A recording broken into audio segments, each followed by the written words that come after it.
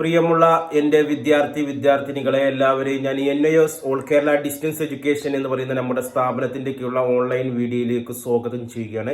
ഇന്ന് ഞാൻ നിങ്ങൾക്ക് മുമ്പിൽ അവതരിപ്പിക്കുന്നത് NIOSന്റെ +2 SSLC 2024 പരീക്ഷ എഴുതുന്ന വിദ്യാർത്ഥികളുടെ അസൈൻമെന്റ് എഴുതുമ്പോൾ ശ്രദ്ധിക്കേണ്ട കാര്യങ്ങൾ എന്തൊക്കെയാണ്. ആദ്യമായിട്ട് എൻ്റെ വീഡിയോ കേൾക്കുന്ന എല്ലാവരും ലൈക്ക് ചെയ്യുക, ഷെയർ ചെയ്യുക, കമന്റ് ചെയ്യുക, സബ്സ്ക്രൈബ് ചെയ്യുക. നമുക്കറിയാം ഇപ്പോൾ ജൂൺ മാസത്തിൽ അസൈൻമെന്റ് എഴുതുന്ന സമയമാണ്. ജൂലൈ 31 നമുക്ക് ഔദ്യോഗികപരമായി ഇതിന്റെ ലാസ്റ്റ് ഡേറ്റ്. ഈ അസൈൻമെന്റ് നമ്മൾ സബ്മിറ്റ് ചെയ്യുന്നത് ഓൺലൈനായിട്ടാണ് അപ്ലോഡ് ചെയ്യുന്നത്. ഓഫ്ലൈനായിട്ട് സ്കൂളിലേക്ക് നേരിട്ട് സബ്മിറ്റ് ചെയ്യാൻ കഴിയില്ല. അപ്പോൾ എഴുതിയ അസൈൻമെന്റുകൾ ഓരോ സബ്ജക്റ്റിന്റെയും ഓരോ PDF ആക്കണം. ഓക്കെ, ഇപ്പം നിങ്ങളുടെ മൊബൈലിൽ വെച്ച് ഇത് ചെയ്യാൻ പറ്റുന്ന കാര്യങ്ങളാണ്. നിങ്ങൾ എഴുതിയ അസൈൻമെന്റുകൾ എഴുതുമ്പോൾ ശ്രദ്ധിക്കേണ്ടത് A4 ഷീറ്റ് ആയിരിക്കണം എന്നുള്ളതാണ് ഫസ്റ്റ് കണ്ടീഷന്. A4 ഷീറ്റിന്റെ 2 സൈഡും എഴുതാം. നമ്മൾ PDF ആക്കുകയാണല്ലോ, അപ്പോൾ അതുകൊണ്ട് 2 സൈഡും നിങ്ങൾക്ക് എഴുതാവുന്നതാണ്. അതിൽ നമ്മൾ ശ്രദ്ധിക്കേണ്ടത് ഒരു കവർ പേജ് തുടക്കത്തിൽ വേണം. അസൈൻമെന്റിന്റെ തുടക്കത്തിൽ നമ്മൾ ട്യൂട്ടർമാർക്ക് അസൈൻമെന്റ്, അതേപോലെ തന്നെ നിങ്ങളുടെ 2024 ഒക്ടോബർ ബാച്ച് എന്ന് എഴുതാം. പിന്നെ താഴെ നിങ്ങളുടെ പേര്, enrol number, subject, study centre, ഇത്രയും കാര്യങ്ങൾ നിർബന്ധമായിട്ടുണ്ടായിരിക്കണം.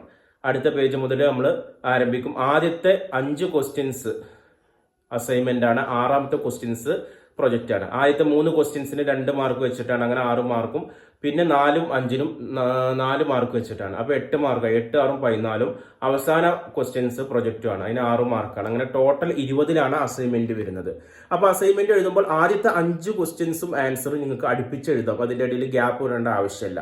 5ാമത്തെ കഴിഞ്ഞിട്ട് ആ പേപ്പറിൽ സ്ഥലം ഉണ്ടെങ്കിലും അവിടെ 6ാമത് എഴുതാതിരിക്കണം ഉത്തമം.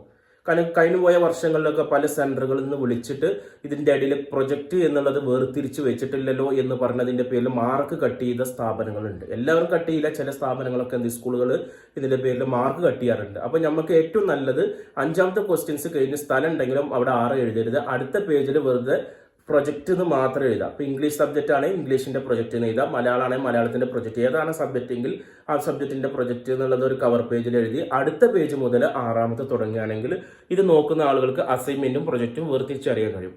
ഈ അസൈൻമെന്റ് പ്രൊജക്റ്റും പാടെ ഒറ്റ PDF ആക്കിയാൽ മതി. ഇപ്പൊ ഇംഗ്ലീഷ് ആണെങ്കിൽ ഇംഗ്ലീഷിന്റെ അസൈൻമെന്റും പ്രൊജക്റ്റും പാടെ ഒന്നിച്ചിട്ട് ഒറ്റ PDF ആക്കിയാൽ മതി. ആ PDF നോക്കുന്ന സമയത്ത് 1 മുതൽ 6 വരെ ക്വസ്റ്റ്യൻസും ആൻസറും ഉണ്ടായിരിക്കണം എന്നുള്ളതാണ്. ഏത് മഷി വേണമെങ്കിലും ഉപയോഗിക്കാം എന്നുള്ളതാണ്. നീറ്റായിട്ട് എഴുതണം. വിദ്യാർത്ഥി തന്നെയാണ് എഴുതേണ്ടത്, അതാണ് ഏറ്റവും ഉത്തമം. വിവിധ തരം ഹാൻഡ് റൈറ്റുകൾ ഒഴിവാക്കുക. വീട്ടിലുള്ള പല ആളുകളെ കൊണ്ട് നമ്മൾ എഴുതിപ്പിക്കുമ്പോൾ പല ഹാൻഡ് റൈറ്റുകൾ വരും. അത് നിങ്ങളുടെ മാർക്ക് കുറയാനുള്ള കാരണങ്ങളാവും. ഓക്കെ, അപ്പോൾ എഴുതിയ അസൈൻമെന്റുകൾ ഫോട്ടോ എടുത്തിട്ട് PDF ആക്കുമ്പോൾ 5 MB താഴെയാണ്. നിങ്ങളുടെ മൊബൈൽ അഥവാ PDF ആക്കി 5 MB കൂടി കഴിഞ്ഞാൽ നിങ്ങൾ 5 MB താഴെ ആക്കണം. അത് നിങ്ങൾക്ക് യൂട്യൂബിൽ വീഡിയോ അടിച്ചാൽ അറിയാൻ പറ്റും. PDFകളൊക്കെ എങ്ങനെയൊക്കെയാണ് MB കുറക്കുന്നത് എന്നുമായി ബന്ധപ്പെട്ട വീഡിയോ യൂട്യൂബിൽ അടിച്ചാൽ അറിയാൻ കഴിയും. അതനുസരിച്ച് നിങ്ങൾ MB എന്ത് ചെയ്യണം, കുറച്ചിട്ട് എന്ത് ചെയ്യണം, അപ്ലോഡ് ചെയ്യണം. ഈ അസൈൻമെന്റുകൾ നിങ്ങൾക്ക് സ്വന്തമായിട്ട് അപ്ലോഡ് ചെയ്യാം. ഓക്കെ, നിങ്ങളുടെ NIOSന്റെ സൈറ്റിൽ, അല്ലെങ്കിൽ നിങ്ങളുടെ അഡ്മിഷൻ എടുത്ത അക്കാദമിയുമായി കോൺടാക്ട് ചെയ്യുക, അല്ലെങ്കിൽ ഇന്റർനെറ്റ് കഫേയുമായിട്ടൊക്കെ കോൺടാക്ട് ചെയ്ത് അപ്ലോഡ് ചെയ്യാം. ഓക്കെ, ഈ അസൈൻമെന്റിന്റെ മാർക്ക് ഇടുന്നത് നിങ്ങളുടെ സ്റ്റഡി സെന്റർ ആണ്. NIOSന്റെ ID കാർഡിലുള്ള സ്റ്റഡി സെന്റർ. നിങ്ങൾ അഡ്മിഷൻ എടുത്തപ്പോൾ ഒരു സെന്റർ നമ്മൾ കൊടുത്തിട്ടുണ്ട്. അസൈൻമെന്റിന്റെ പുറത്ത് എഴുതിയ സ്റ്റഡി സെന്റർ എല്ലാം ആയിരിക്കണം നിങ്ങൾ എന്ത് ചെയ്യേണ്ടത്. അവിടെയാണ് ഈ അസൈൻമെന്റ് ഓൺലൈനായിട്ട് പോകുന്നത്. അവരാണ് ഇത് മാർക്ക് ഇടുന്നത്. അതുകൊണ്ട് പരമാവധി എല്ലാ വിഷയങ്ങളും ഇംഗ്ലീഷിൽ തന്നെ എഴുതുന്നതാണ് ഏറ്റവും ഉത്തമം. കാരണം ഇത് മാർക്ക് ഇടുന്നത് ഒരു CBSE സ്കൂൾ ആയതുകൊണ്ട്, സ്റ്റാൻഡേർഡ് ആയതുകൊണ്ട് അവർക്ക് ഇംഗ്ലീഷാണ് പ്രിഫർ ചെയ്യുന്നത്. ഇനി മലയാളത്തിൽ എഴുതണോണ്ട് വിരോധമൊന്നുമില്ല. മലയാളത്തിൽ പരീക്ഷ എഴുതാം, അസൈൻമെന്റ് ഇംഗ്ലീഷിലും എഴുതുന്നതായിരിക്കും ഏറ്റവും ഉത്തമമായിട്ടുള്ള കാര്യങ്ങൾ. ഇനി ഇതുമായി ബന്ധപ്പെട്ട എന്തെങ്കിലും സംശയങ്ങൾ ഉണ്ടെങ്കിൽ എനിക്ക് എന്നോട് ചോദിക്കാം. എല്ലാ വിഷയത്തിന്റെ SSLC +2 2024 ഒക്ടോബറിൽ പരീക്ഷ എഴുതുന്ന എല്ലാ വിഷയങ്ങളുടെയും സോൾവ്ഡ് അസൈൻമെന്റ് നമ്മുടെ കയ്യിൽ അവൈലബിൾ ആണ്. ആവശ്യമുള്ളവർ എൻ്റെ വാട്സപ്പ് നമ്പർ ഡിസ്ക്രിപ്ഷൻ ബോക്സിൽ കൊടുത്തിട്ടുണ്ട്, അതുമായി കോൺടാക്ട് ചെയ്യാം. Okay, thank you.